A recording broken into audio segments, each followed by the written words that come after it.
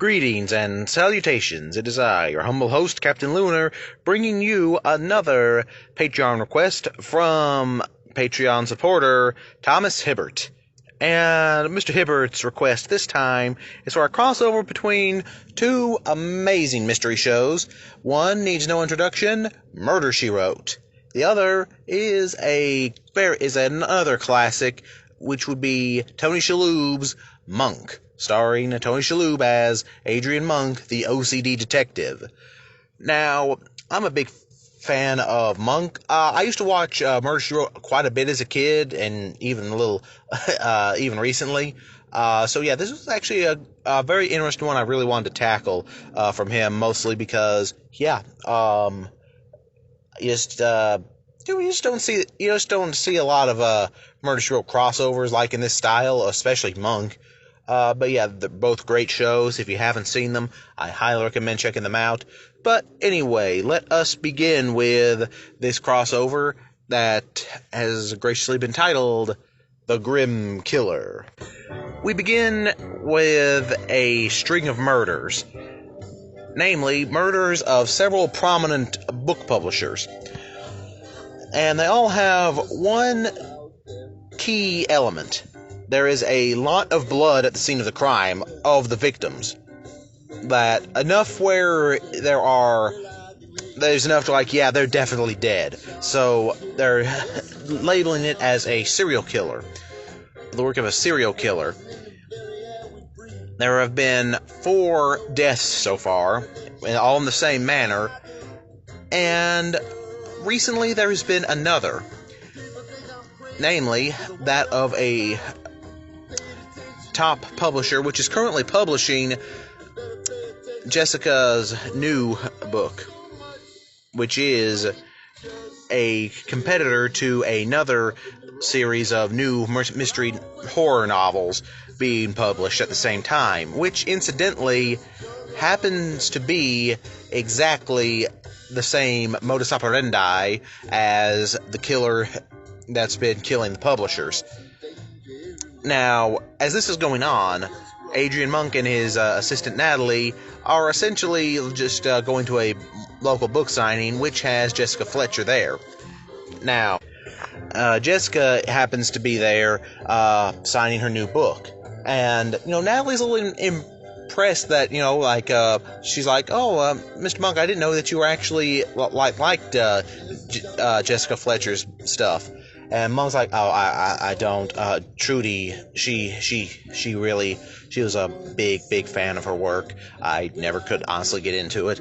And yeah, basically he's going there to get a book signed that was not the new book, but rather a book that his wife, Trudy, was in the middle of reading before she was murdered. Now this is when both Jessica Fletcher and Adrian Monk meet for the first time. And, Jessica Fletcher, she's a nice old lady. She's just a really lovely, sweet woman. And, she really sympathizes with what's going on with Monk, losing his wife and everything. And, of course, when Natalie explains, what she does, she's his assistant and everything. While Monk's straightening out the table and everything, trying as he's wanted to do. Jessica's like, is this a reason? No, apparently this has been as far as we've known, just it got worse after his wife died. And it's at that point though, the signing is taking place at a hotel, and it's at that point Captain Leland Stahlmeyer and Randy show up, in response to a murder. And yeah, we know Randy's like, oh, it's Jessica Fletcher, like, because Randy, he might be a police detective, but he is just, he's a goofy guy, he's a fun guy. So yeah, he's like, oh, I can't believe it. I'm talking Jessica Fletcher's right there. I loved your work, man. He's like, basically, if Monk's not the fanboy in this scenario, Randy definitely is. Randy definitely is. Of course, while Captain Stottlemyre is just like, yeah, let's, can we talk about the murders that's going on here? Because, the thing is, the other murders, the other, author that was writing the, horror series known as The Grim Killer, that's being published by Jessica's publishing company, is also having a book signing across the way at the hotel, and the thing is, the publisher has been their publisher has been murdered, is part of the recent string. In fact, he was discovered by his daughter, and at this point, though, while they do think could be part of the serial killer plot, it does throw some suspicion in when Monk, who has sort of been following the serial killer case, has noticed that this is not right.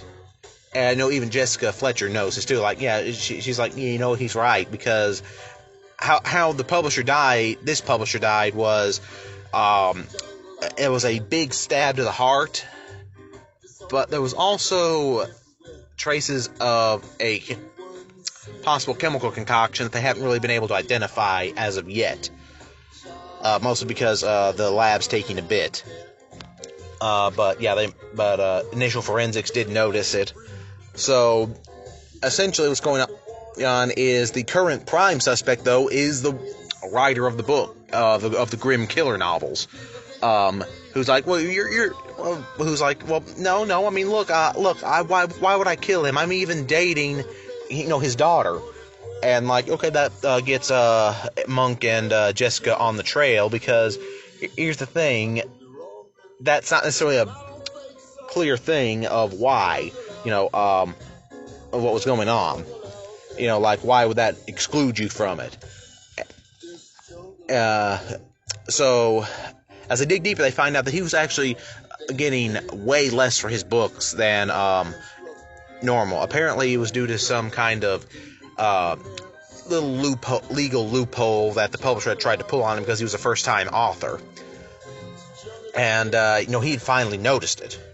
And apparently he was going to go to the cops about it, but, the lawyers, if basically the publisher was going to pull a lot of legal maneuvers to, guess what, if you try to fight me on this, I will make sure you don't even have the rights to this anymore. Obviously highly illegal, but again, the guy's a new author, and he was just, which Jessica points out, no, he can't do that. That is highly illegal. You could just literally just have your book published somewhere else. But he didn't know that, and because of his ignorance of that, it kind of made them think, okay, maybe he did kill him, in the sense of maybe he thought that there was, that was his only way out, because he's clearly ignorant of, copyright, everything like that.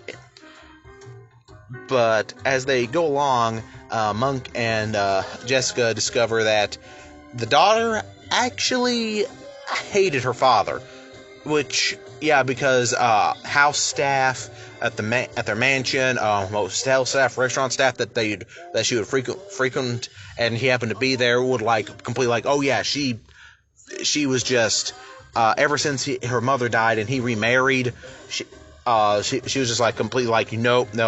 She's just completely dismissive or outright hostile to her father, which ended up bringing something to light that really stood out. A day before he died, they were at a restaurant, and she seemed to actually make a big show for his birthday, because it was his birthday the day before he died. And, she made this big show, this party, everything, apparently to make amends. And that really comes across as most people would put, quite convenient. So while Monk and Natalie are working one side, Jessica has actually discovered something else, that all the publishers, while obviously there was no bodies, but because of the amount of their blood that was left, essentially would mean that they would have to be dead, because the amount of their blood that was discovered, yeah, they would have to be dead from that amount of blood loss. Even if they couldn't find the bodies, they would have to like literally label it as, yeah, all this is theirs. There's no way they're living. They survived this amount of blood loss. But Jessica discovers that the daughter of the publisher actually worked for a blood drive. That in fact, she organized a blood drive, for all the big publishers and everything. So in town to do so, which means she would have access to all of that blood. And yeah, so and that blood drive would come around every few months or so. And she also discovered that she had clearance to actually access the blood of the other publishers. While Monk and Natalie discover that, yeah, there's something definitely going on with the blood work, because they discover that, because Monk points out, this is not the same modus operandi, like, this is not the same MO, because all the others, there was no body, and there was just a full body's worth of blood, and yet the most recent victim, Jessica's publisher, while it doesn't fit the methods of the Grim Killer or even the copycat from that's supposedly killing everybody, because again, there was a body and there was a body left, and then there was the chemical compound in the blood they found, which, as it turns out, was cyanide. Which would mean that they also discovered that after the birthday party that the daughter had for her father, she had taken him back to his room at the hotel where he pretty much lived, and actually ordered up a bottle of champagne, which they eventually did find in the trash, and they checked it, and yeah, it was pre-laced with cyanide, strong amount of cyanide. So essentially, they do confront the daughter. As it turns out, she stood to inherit quite a bit of money as his last living heir. However, because of how hostile she had been to him the entire time since he had been remarried, all of it was going to go to his wife, who had been out of the country, so she was written off as a suspect. But it's due to that out of the country thing that Monk and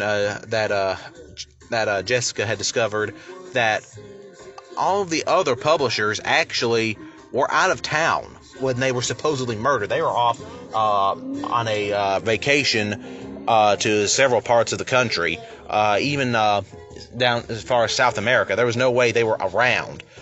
What it seemed like was that they were essentially smokescreen, like all the supposed deaths were a smokescreen. The publisher's daughter was acting like, okay, publishers are getting killed left and right, and essentially was going to use that as a smokescreen to cover up when she killed her father, to ensure that she could get the inheritance before the will could be changed. And yeah, what would happen is, yeah, that as Monk would put it, as Monk and Jessica point out, your big problem is when you tried to essentially not follow protocol, so to speak, on the way the kills were being committed. That was the major red flag.